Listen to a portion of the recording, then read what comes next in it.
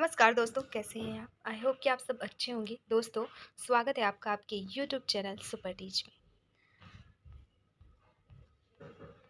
आज हम सॉल्व करेंगे लगभग 30 टू 60 क्वेश्चन हिंदी विषय के, जिसमें आपके हिंदी शिक्षा शास्त्र के भी क्वेश्चन रहेंगे और जो गद्य और पद्य के क्वेश्चन आते हैं वो रहेंगे। आज जो पेपर सॉल्व करने वाले हैं हम, वो है 11 मार्च 2022 को आया हुआ सुबह शिफ्ट का क्वेश्चन। चलिए शुरू करते हैं। हमारा पहला प्रश्न है, आकलन से क्या तात्पर्य है? इसके ऑप्शंस दिए गए हैं। इसका आंसर जो है ना दोस्तों, उसे आप बताएंगे कमेंट में। हम अगला प्रश्न देखेंगे, भाषा की कक्षा में कौन सी शिक्षण युक्ति सबसे कम प्रभावी है? ऑप्शंस दिए गए हैं। उचित गति एवं प्रवाह के साथ पढ़ने पर बल देता है। ऑप्शन बी, शुद्ध उच्चारण पर अत्यधिक बल देता है। ऑप्शन सी, बच्चों की रुचि अनुसार परिचित विषय या प्रसंग पर चर्चा। ऑप्शन डी, दूसरों की हस्तलिखित सामग्री पर पत्र आदि पढ़वाना। तो सबसे कम प्रभावी पूछा है, तो यही हो जाएगा आपका सबसे कम प्रभावी, दूसरों की हस्तलिखित सामग्री पत्र आदि पढ़वाना। Option D. अगला क्वेश्चन, उच्च प्राथमिक स्तर पर कहानी रचना के लिए उपयोगी सामग्री नहीं होगी। तो ऑप्शंस दिए गए हैं, श्यामपट्ट, फ्लैश कार्ड, चित्र कथाएं या विषय वस्तु। तो इसमें जो उपयोगी सामग्री नहीं है वो है ऑप्शन डी, विषय वस्तु। अगला प्रश्न, निम्न में से अच्छी परीक्षा में क्या आवश्यक नहीं है? तो अच्छी परीक्षा में आवश्यक नहीं है पूछा है, तो अविश्वसनीयता। Option D. अगला प्रश्न, निम्न में से गद्य शिक्षण की प्रभावशाली शिक्षण प्रविधि कौन सी है? ऑप्शंस दिए गए हैं, स्पष्टीकरण विधि, अप्रत्यक्ष विधि, वैमनस्य विधि या संयोजकता विधि। आंसर हो जाएगा स्पष्टीकरण विधि। अगला, निम्न में से शिक्षण कैसी प्रक्रिया है? निम्न में से ऑप्शंस दिए गए हैं, कुछ समय तक चलने वाली अनुप्रयोगी प्रक्रिया, जीवन पर्यंत चलने वाली प्रक्रिया, विद्यालय तक सीमित प्रक्रिया या फिर योजनावाचक प्रक्रिया। आंसर हो जाएगा जीवन पर्यंत चलने वाली प्रक्रिया। अगला क्वेश्चन, भाषा वह व्यापार है जिससे हम शब्दों द्वारा विचार व्यक्त करते हैं। यह कथन निम्न में से किसका है? तो यह कथन है दोस्तों ऑप्शन ए, पतंजलि का। अगला प्रश्न है, उपचारात्मक शिक्षण का सिद्धांत कौन सा नहीं है? ऑप्शंस दिए गए हैं, अध्यापक अपने दृष्टिकोण के अनुभवों के आधार पर ना अपनाएं, बच्चों एवं शिक्षक के मध्य संबंध स्थापित किया जाए, शिक्षक निदानात्मक परीक्षणों में दक्ष हो, चौथा, शिक्षण के दौरान बच्चों को सक्रिय रखा जाए। आंसर हो जाएगा अध्यापक अपने दृष्टिकोण के अनुभवों के आधार पर ना अपनाएं। कौन सा नहीं है पूछा है, आंसर हो जाएगा ऑप्शन ए। अगला क्वेश्चन, अभ्यास के नियम को अधिगम का एक नियम स्वीकार किया गया, किसने? तो मतलब स्वीकार किया किसने? तो अभ्यास के नियम को अधिगम का एक नियम स्वीकार है थॉर्नडाइक ने। ऑप्शन डी हो जाएगा। अगला प्रश्न, भाषा के संदर्भ में निदानात्मक परीक्षण का उद्देश्य क्या है? तो निदानात्मक परीक्षण का उद्देश्य है बच्चों की भाषा प्रयोग संबंधी कठिनाइयों से संभावित कारणों की पहचान करना। अगला क्वेश्चन, व्याकरण की विषय वस्तु निम्न में से क्या है? तो भाषा जो है व्याकरण की विषय वस्तु में से है। अगला, भारत के संदर्भ में भाषा के विविध रूप में शामिल नहीं है। कौन सी भाषा शामिल नहीं है? तो सामाजिक भाषा शामिल नहीं है, बाकी अंतर्राष्ट्रीय भाषा, मातृभाषा, राष्ट्रभाषा, सांस्कृतिक भाषा व क्षेत्रीय भाषा सभी ही भारत के संदर्भ में भाषा के विविध रूपों में शामिल है। अगला क्वेश्चन, एक शिक्षक के लिए छात्रों में शब्दों के शुद्ध उच्चारण का विकास करना भाषा शिक्षण की एक प्रमुख चुनौती है। इसके समाधान हेतु आप क्या उपाय करेंगे? आंसर हो जाएगा बालकों को वाचन की शिक्षा देंगे, बालकों को सुनने की शिक्षा देंगे, बोलने की शिक्षा देंगे या अधिग्रह कार्य देंगे। यहाँ पे आंसर हो जाएगा बालकों को वाचन की शिक्षा देंगे शुद्ध उच्चारण के लिए। अगला क्वेश्चन है गद्यांश से। गद्य को पढ़ना है आपको, क्वेश्चन देखने हैं, उसके बाद गद्य से ही आपको आंसर उसका निकालना है। गद्य दिया गया है, हिंदू दर्शन के अनुसार सृष्टि और प्रकृति एक प्रकार की अवयवी भाव से संबंधित है। इसके संपूर्ण क्रियाकलाप पारस्परिक इस प्रकार आश्रित है कि उनके उनका प्रत्येक पक्ष उनके समस्त विधान की क्रिया पर निर्भर करता है।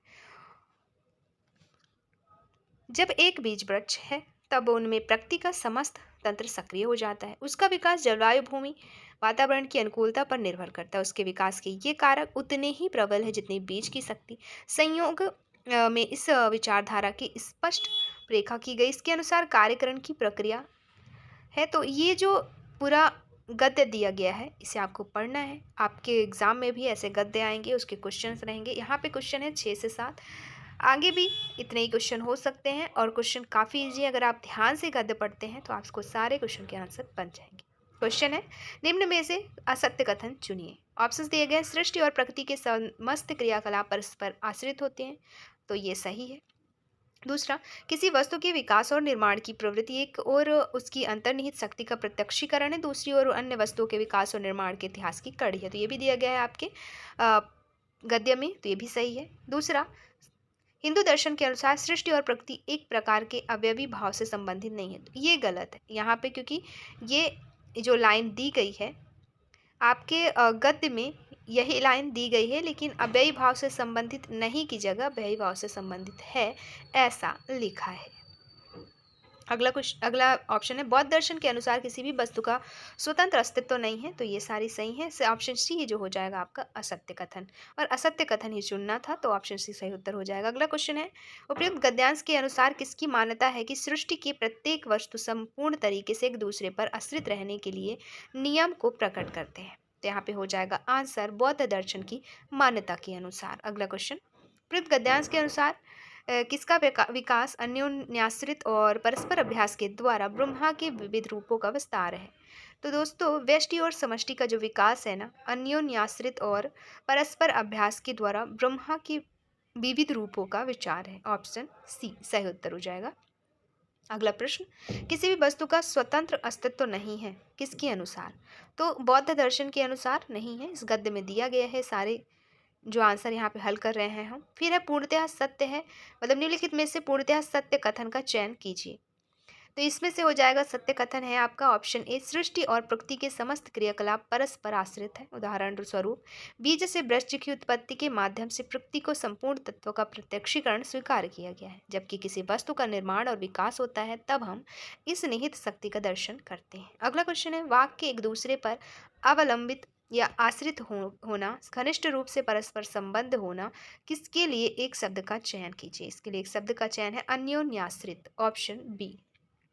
अगला क्वेश्चन, मुख्य दर्शन में कौन से समास है, मुख्य दर्शन में समास है ऑप्शन डी तत्पुरुष समास। व्यष्टि और समष्टि शब्द एक दूसरे के क्या हैं, तो ये हैं एक दूसरे के विलोम।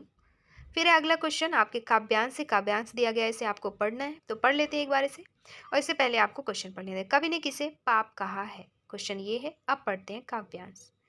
यह समर तो और भी अपवाद है, चाहता कोई नहीं इसको मगर जूझना पड़ता सभी को, शत्रु जब आ गया हो द्वार पर ललकारता, छीनता हो स्वत कोई और तू त्याग तप से काम ले, यह पाप है, पुण्य है विच्छिन्न कर देना उसे, बढ़ रहा तेरी तरफ जो हाथ हो, युद्ध को तुम विद्ध कर कहते हो मगर जब तलक है उठ रही चिनगारियां, भिन्न स्वार्थों के कुलिस संघर्ष की, युद्ध तब तक विश्व में अनिवार्य है, और जो अनिवार्य है उसके लिए खिन्न या परितप्त होना व्यर्थ है, तू नहीं लड़ता न लड़ता आगे यह फूटती निश्चय किसी भी व्याज सी। काव्यास था, आंसर हो जाएगा यहाँ पे, अधिकार को छिनता देख कर भी त्याग तप की नीति पर चलना, कवि ने इसे पाप कहा है, ऑप्शन ए। अगला क्वेश्चन है, युद्ध कब तक जारी रहेगा इस पद्यांश के अनुसार, तो ये जारी रहेगा जब तक लोगों के स्वार्थ टकराते रहेंगे तब तक। अगला क्वेश्चन, युद्ध के लिए पछतावा न करने की बात क्यों कही गई है, क्योंकि युद्ध होना अनिवार्य है इसलिए। अगला, निम्न में से उचित शीर्षक क्या होगा, तो शीर्षक होगा दोस्तों युद्ध एक आवश्यक मजबूरी है। अगला, गर्दन पर छुरी फेरना का अर्थ है दोस्तों, इसका अर्थ है अत्याचार करना। अगला क्वेश्चन, कौन सा शब्द प्रत्यय का प्रयोग कर बनाया गया है, तो प्रत्यय का प्रयोग कर बनाया गया है ऑप्शन बी जहरीला, ईला प्रत्यय लगा हुआ है। अगला, किस शब्द का प्रयोग इस पंक्ति में नहीं हुआ है, तो ऑप्शन बी संवाद शब्द का नहीं हुआ है। फिर है अगला प्रश्न, शिक्षण निम्नलिखित में से शिक्षण के कौन से चर में आता है, पाठ्यक्रम जो है निम्नलिखित में से शिक्षण के कौन से चर में आता है, तो जो पाठ्यक्रम है ये आता है मध्यस्थ चर में, ऑप्शन ए। अगला क्वेश्चन है, निम्न में से कौन सी प्रेरणा की विधि है, तो ऑप्शन डी प्रशंसा करना, रुचि उत्पन्न करना एवं प्रतियोगिता की भावना उत्पन्न करना, ये सब प्रेरणा के विषय हैं। तो ये रहे 30 क्वेश्चन, इसी वीडियो में हम 30 क्वेश्चन और देखेंगे। दोस्तों अगर आपको इसकी पीडीएफ चाहिए तो आप डाउनलोड कर लीजिएगा, और मिलेगा आपको पीडीएफ टेलीग्राम चैनल से, जिसकी लिंक दे दी गई है डिस्क्रिप्शन बॉक्स में। तो लिंक आप ज्वाइन कर लीजिएगा टेलीग्राम चैनल, वहाँ से PDF आपको आसानी से मिल जाएगा। चलिए देखते हैं हमारा अगला प्रश्न या अगले शिफ्ट का 11 ही मार्च के सेकंड शिफ्ट का क्वेश्चन। पहला क्वेश्चन है ये। क्वेश्चन क्या कहता है, कौन सा स्वराघात स्वरागम उच्चारण दोष का उदाहरण है? निम्नलिखित में से कौन सा स्वरागम उच्चारण दोष का उदाहरण है? ऑप्शन ए, अमृत को अमृत कहना, क्षत्रिय को छत्री कहना, ब्रजेंद्र को बढ़ाकर बरजिंदर कहना, या स्वान को अस्वान कहना। तो यहाँ पे उच्चारण दोष का उदाहरण है स्वान को अस्वान कहना, ऑप्शन डी। अगला क्वेश्चन, भाषा की सततः व्यापक मूल्यांकन का सर्वश्रेष्ठ तरीका क्या है? तो ये है ऑप्शन बी, अलग अलग संदर्भों में भाषा का प्रयोग, ऑप्शन बी। अगला प्रश्न, अभ्यास की अवस्था में महत्व नहीं दिया जाता है किसको? गाने को। ऑप्शन दिए गए हैं पढ़ने को, लिखने को, मौखिक वाचन को या गाने को। तो आंसर हो जाएगा महत्व नहीं दिया जाता है किसको? गाने को। अगला प्रश्न, भाषा में रचनात्मक आकलन का सर्वाधिक बेहतर उदाहरण क्या है? ऑप्शन है बच्चों को अपने खट्टे मीठे अनुभव लिखने के लिए कहना, श्रुतलेख, प्रश्नों के उत्तर लिखवाना या इकाई परीक्षा देना।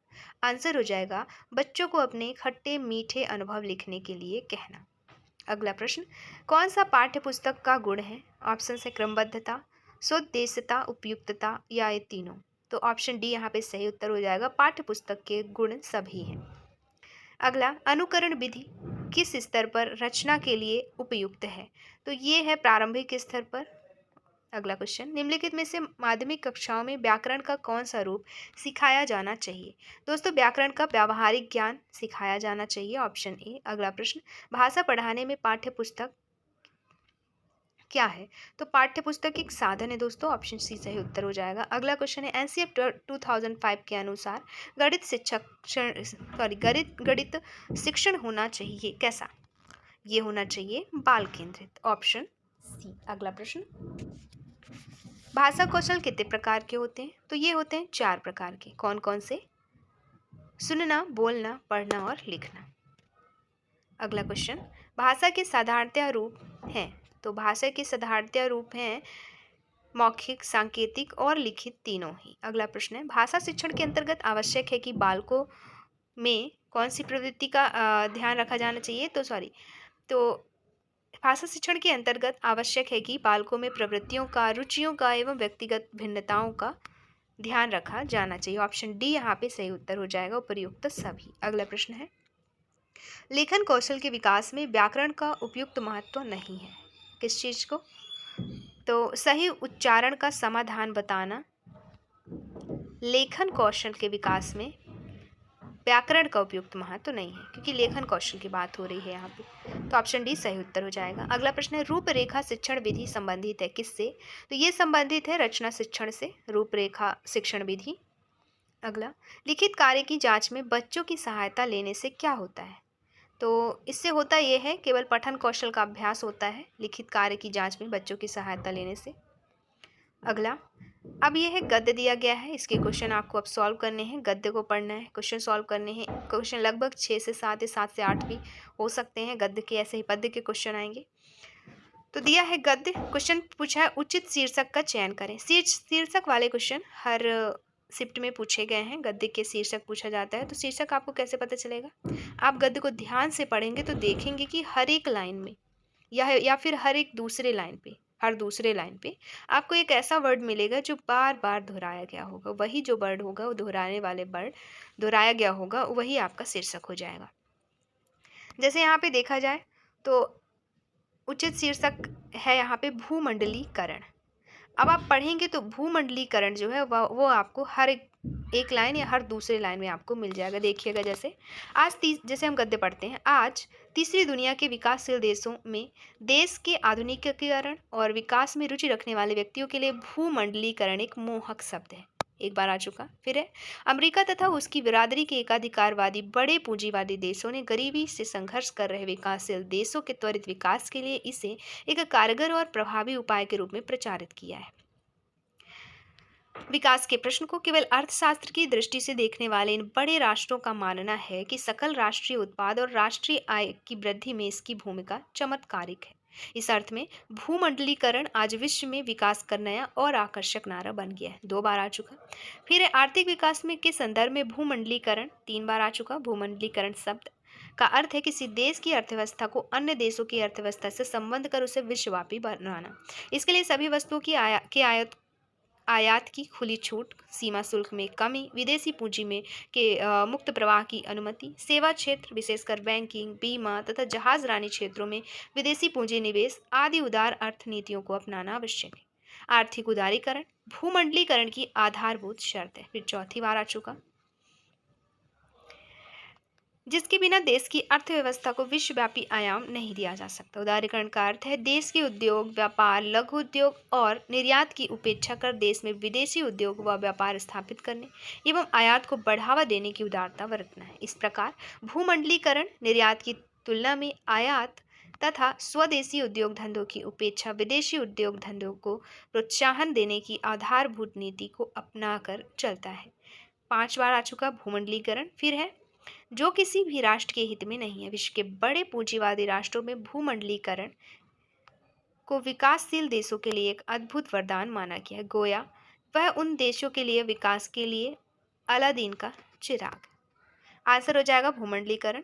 अगला प्रश्न है अलादीन का चिराग का क्या अर्थ है? तो इसका अर्थ है सर्वाधिक उपयुक्त, मतलब जिसके उसका विरोध करना, जिसके मातहत है उसका विरोध करना, अपने वमनस्य से बड़ी हानि होनी, दूर से कोई चीज़ सुहावनी मालूम पड़ती है। सर्वाधिक उपयुक्त विकल्प सभी सही हो जाएगा यहाँ पे।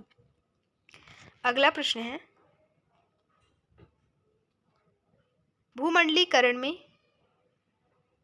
ऑप्शंस दिए गए हैं आगे। भूमंडलीकरण में विश्व के सभी देशों के समान विकास की भावना निहित है, ऑप्शन सी उत्तर हो जाएगा। फिर है अगला असत्य बताना है दिए गए ऑप्शन में से, तो ऑप्शन डी यहाँ पे असत्य हो जाएगा। क्या है? आर्थिक उदारीकरण भूमंडलीकरण की आधारभूत शर्त है जिसके बिना भी देश की अर्थव्यवस्था को विश्वव्यापी आयाम दिया जा सकता है। तो जिसके बिना भी नहीं होगा, जिसके बिना बस होगा, इसकी कल्पना भी नहीं की जा सकती।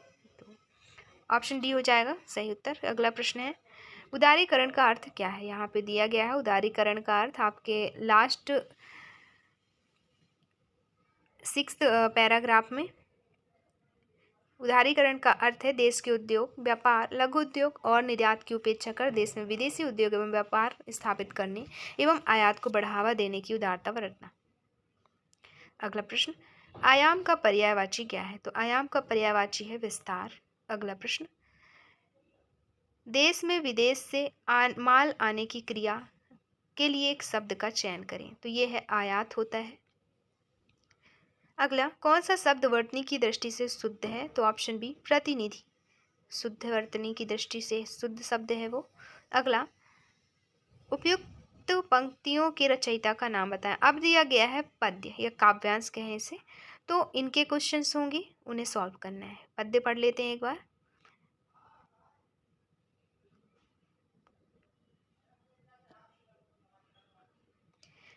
सर के कपोल के उजाले में दिवस, रात केसों के अंधेरे में निकल भागी पास से, संध्या बालपन की युवापन की आधी रात, मैंने काट डाली क्षणभंगुर विलास से, श्वेत केस सजल के प्रभात की किरण से, तो आंखें खुली काल के कुटिल महदहास से, मेरे करुणानिधि का आसन गर्म होगा, कौन जाने कब मेरे शीतल उसास से। तो ये था काव्यांश। क्वेश्चन है इसके रचयिता कौन है? तो इसके रचयिता हैं राम नरेश त्रिपाठी। अगला क्वेश्चन क्षणभंगुर का अर्थ क्या है? क्षणभंगुर का अर्थ है कुछ ही पलों में नष्ट हो जाने वाला।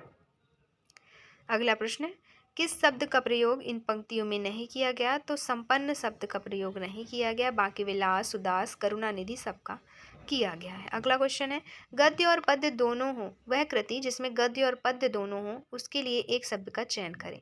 तो वह है दोस्तों चंपू, ऑप्शन बी। अगला क्वेश्चन किसी का घर जले कोई तापे का क्या अर्थ है? ये लोकोक्ति है, तो इसका अर्थ है किसी के दुख में किसी का खुश होना। अगला प्रश्न आसन का सही पर्यायवाची क्या है? तो आसन का सही पर्यायवाची है तख्त, दिए गए ऑप्शन में तख्त आंसर हो जाएगा। अगला क्वेश्चन और अंतिम क्वेश्चन संध्या का विलोम शब्द क्या है? संध्या का विलोम शब्द है उषा।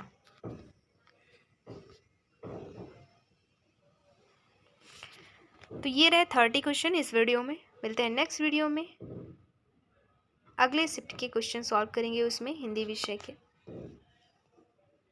दोस्तों वीडियो अच्छे लगे तो प्लीज़ लाइक शेयर और सब्सक्राइब ज़रूर करें और दोस्तों को शेयर करना ना भूलें। जो भी अभ्यर्थी प्राथमिक शिक्षक पात्रता परीक्षा क्वालिफाई करना चाहते हैं उन्हें ये वीडियो एक बार ज़रूर देखना चाहिए। इससे होता ये है कि काफ़ी सारे आइडियाज़ मिल जाते हैं कि हमें कैसे तैयारी करनी है, कैसे क्वेश्चंस आते हैं, वो सारी चीज़ें। चलिए मिलते हैं नेक्स्ट वीडियो में। धन्यवाद।